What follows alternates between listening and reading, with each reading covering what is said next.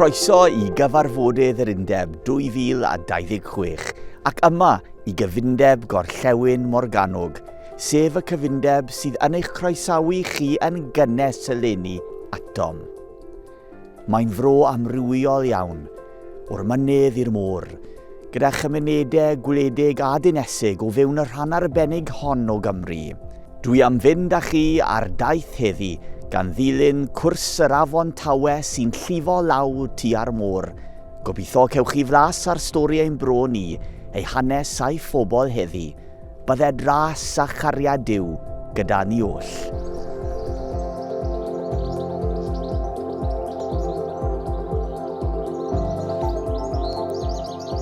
Wel, dyma ni tu allan i eglwys pert Godre Rhos. Dyma un o eglwysi cynharaf annibynwyr yn yr ardal hon. Eglwys a chafodd ei sylfaeni yn y flwyddyn 1754 a chapel adeiladwyd yma yn y flwyddyn 1855. Cafodd yr eglwys hon ysbrydoliaeth trwy brygethu Hywel Harris yn ystod diwygiad mawr y Methodistiaid. Dyma fam eglwys fe eglwysi Saron Creunant. A fe wnaeth eglwys Godre Rhos ynghyd â holl eglwysi Cymraeg yr ardal hon siwr gymaint dros yr iaith Gymraeg a dros ein diwylliant ni. Yn Godre Rhos fan hyn, nid yn unig oedd ysgoldi i blant yr ardal, ond yr oedd fel yr oedd pobl yn dweud y pryd hynny, debating societies. Ac un o'r debates rhyw noson yma yn Godre Rhos oedd a'i mantais neu anfantais yw i'r Cymro gadw ei iaith.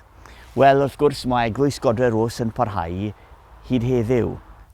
Nawr, cyn deddf goddefgarwch Llywodraeth San Steffan yn y flwyddyn 1689, roedd annibynwyr yr ardal hon gan gynnwys Godre Rhos, y Baran, y Gwrhyd ac yn y blaen, yn gorfod addoli fel Cristnogion tanddaearol, fel siwr gymaint o'n brodyr anchwiorydd ar draws y byd ar hyn o bryd.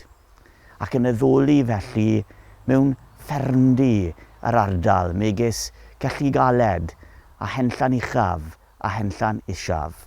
Diolchwn i Dduw bod rhyddid gyda ni heddi i addoli'n agored, i addoli'n harglwydd.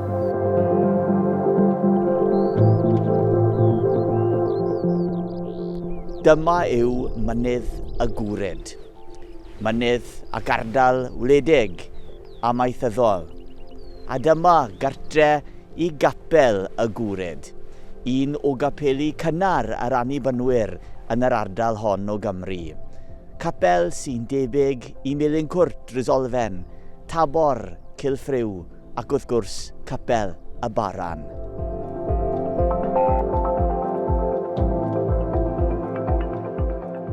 O ben y Gwrhyd, edrychwn lawr i Bont Ardawe, bro bardd mawr ein cenedl, Gwenallt.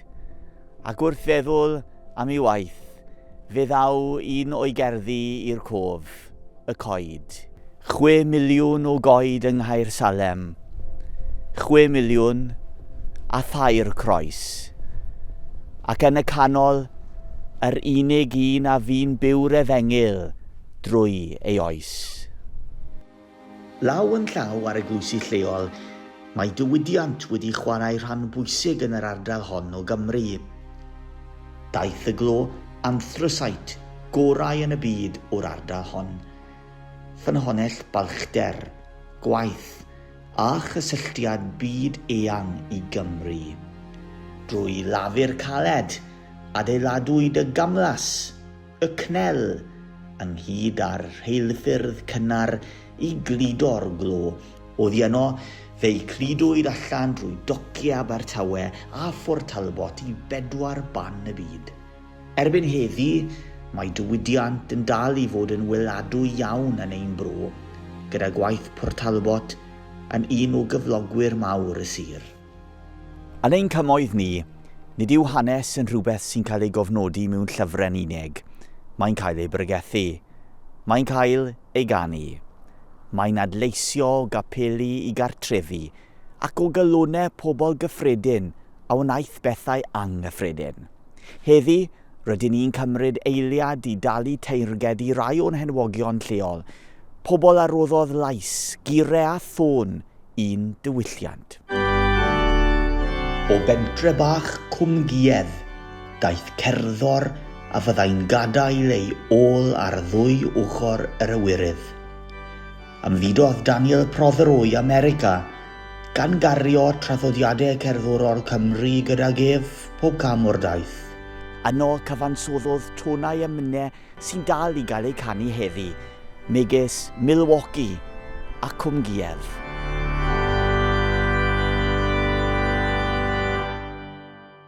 Dyma un arall a'i wreiddiau'n ddwfwn yn ein cwm, ym Mhenrhos, Ystrad Gynlais. Roedd Thomas Levi, dyn o dras Iddewig, yn un o bregethwyr mwyaf dylanwadol Cymru. Ei deulu a sefydlodd y synagog cynta yn Abertawe, ac fe wnaeth Levi ei hun gyfraniad enfawr i addysg a llenyddiaeth Cymraeg. Ef oedd golygydd un o gylchgronau plant Cymraeg cynharaf Cymru, Trysorfa'r Plant, ac ysgrifennodd gyrau ymynau hyfryd gan gynnwys y gyrau Cymraeg i'r dôn Sanden, oleni mwyn, trwy dew gysgodau'r nef, o arwain fi. Geiriau sy'n dal i gysuro ac ysbrydoli heddi. O bentre Rysolfen, daeth un o'n gwir athrylithoedd cerddorol. Un o 3 doethyr mewn cerddoriaeth o'r un pentre. Ganed Dr William Rhys Herbert yn 1868 yn ffwrnas ac roedd ei dalent yn amlwg o oedran ifanc iawn. Prynodd yr harmonium cyntaf eriod i gyrraedd pentre Rysolfen, a ddaeth ar y tren ac a gafodd ei gludo drwy'r strydoedd gyda chrywiau o blant yn ei ddilyn mewn cyffro.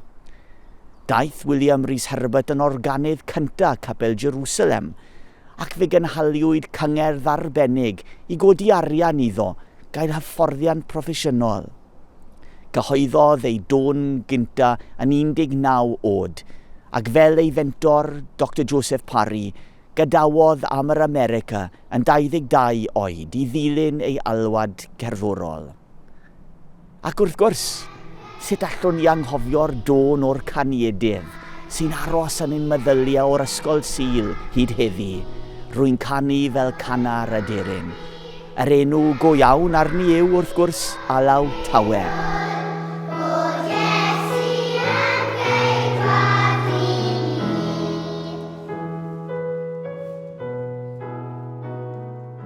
Yma fel castell yn sefyll dros Gwm Tawe, mae capel ar Allwen, un arall o gapeli gweithgar ein cyfundeb ni.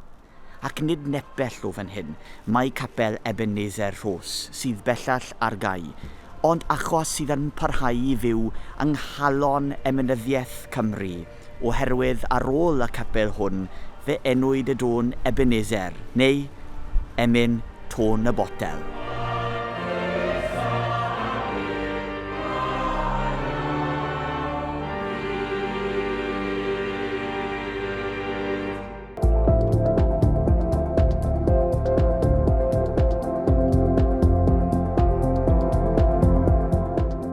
Wel, erbyn nawr dwi wedi cyrraedd capel eiconig tabernacl Treforys, man geni yr emyn dôn Blaenwern gan W. Penfro Rowlands, un o emynau gorau ein cenedl. Felly, beth am ddod gyda fi i mewn i'r tabernacl?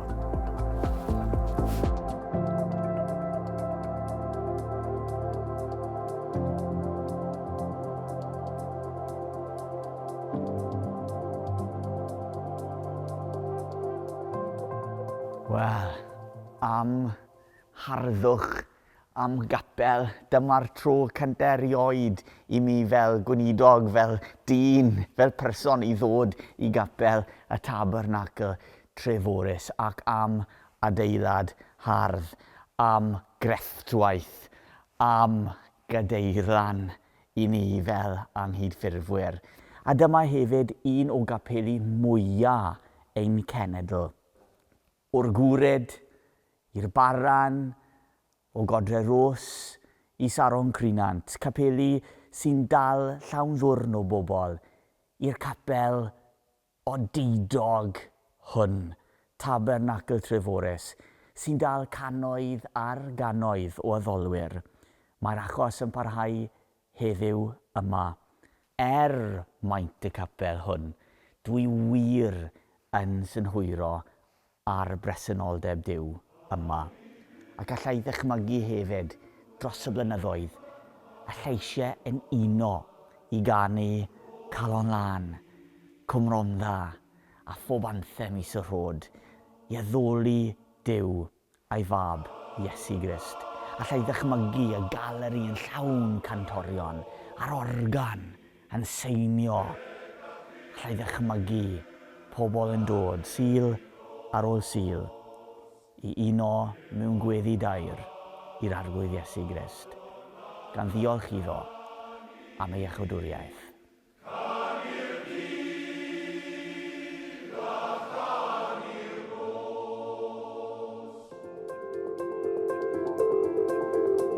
Yn sicr, mae'r Fro wedi gweld cyffro a hwyl grefyddol mawr dros y canrifoedd diwetha, ond mae'r stori yn bell o fod ar ben. Yn ein cyfundeb ni, mae dros 30 o eglwysi bach gweithgar yn tystio i efengyl Iesu Grist. Rydym yn helpu ein gilydd i gynnal ein gweinidogaethau ac yn edrych ymlaen yn hyderus i'r dyfodol. Mae'n braf iawn yma heddi yng ngardd Capel y Nant. Fel eco-eglwys, sy'n ni'n awyddus iawn i wneud y defnydd gorau posib o'r tir sydd gennym ni. Achos y nod oedd bod yna rhywbeth yma i'r synhwyrau i gyd, a rhywle bach llonydd i bobl allu eistedd a chymryd amser falle os oedd eisiau rhyw 5 munud fach yn ei diwrnod i nhw gallu ymlacio.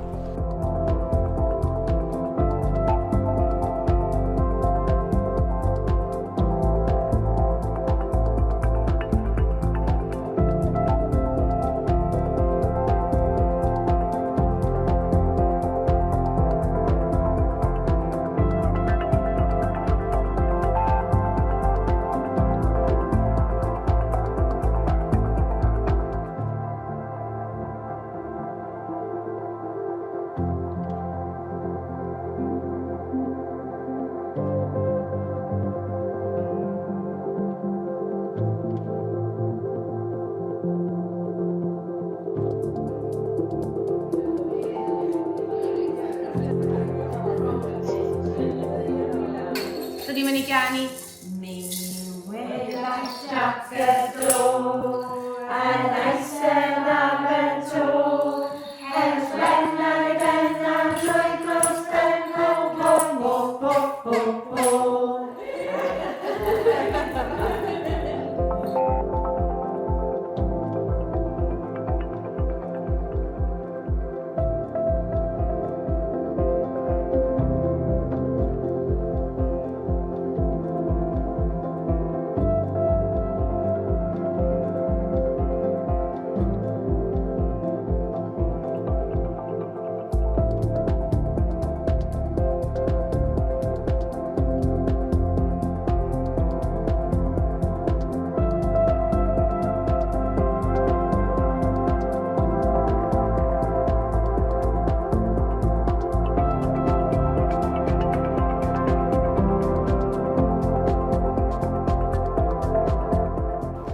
Mae cydweithio a chynnal ein gilydd mor allweddol yn y daith i ni, fel mae geiriau'r salmydd yn ein hatgoffa.